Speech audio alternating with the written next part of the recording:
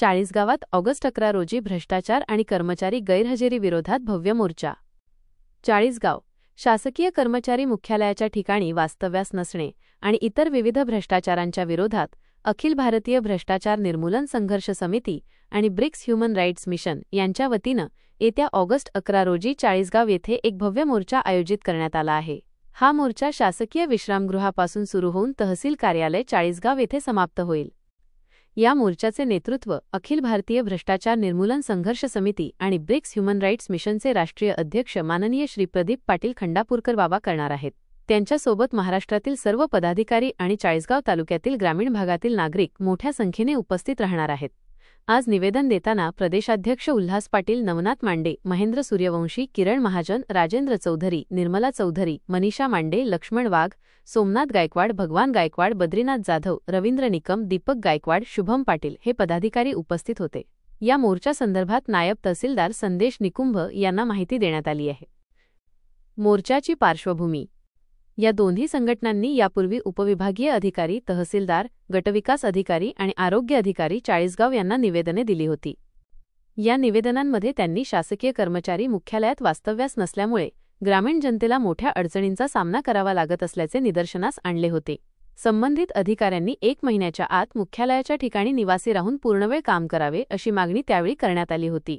असे न झाल्यास आंदोलनात्मक भूमिका घेण्याचा इशाराही संघटनांनी दिला होता। मात्र संबंधित विभागांनी या मागणीची कोणतीही गांभीर्याने दखल घेतली नाही किंवा त्यावर कार्यवाही केली नाही। त्यामुळे वरिष्ठ अधिकारी कर्मचाऱ्यांना पाठीशी घालत असल्याचा संघटनेचा आरोप आहे। याच पार्श्वभूमीवर कामचुकार आणि भ्रष्ट अधिकारी व कर्मचाऱ्यांविरोधात ऑगस्ट 11 रोजी मोर्चा काढण्याचा निर्णय घेण्यात आला आहे। संघटनेच्या प्रमुख मागण्या। या मोर्चाद्वारे संघटनेने खालील महत्त्वाच्या मागण्या केल्या आहेत।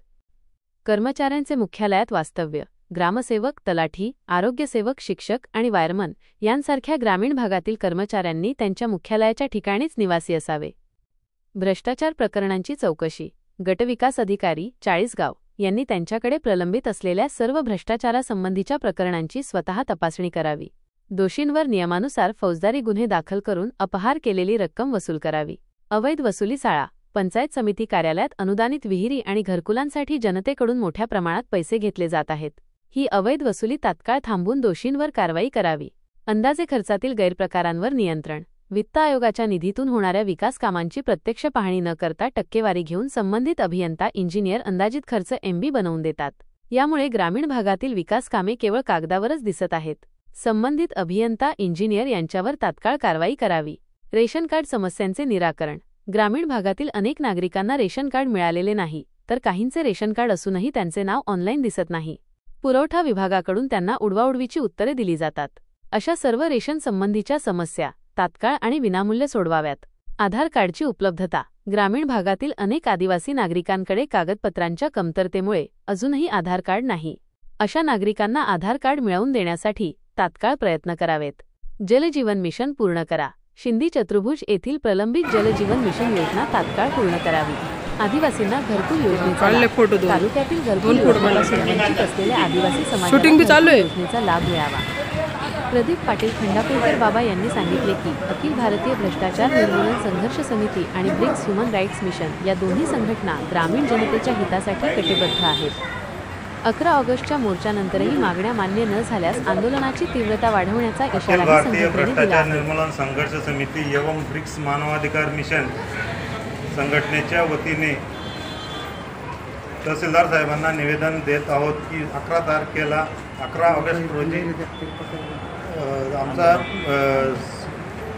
तलाठी, ग्रामसेवक, वैद्यकीय अधिकारी यांच्या विरोधात मोर्चा आहे। त्या संबंधी आम्ही निवेदन देत आहेत। संघटनेचे पदाधिकारी बापूसाहेब RD पाटील, RD चौधरी, महेंद्र दादा, नवनाथ दादा, किरण दादा सर्व उपस्थित आहेत। सर्वांच्या उपस्थितीत साहेबांना निवेदन सोपवत आहेत। धन्यवाद।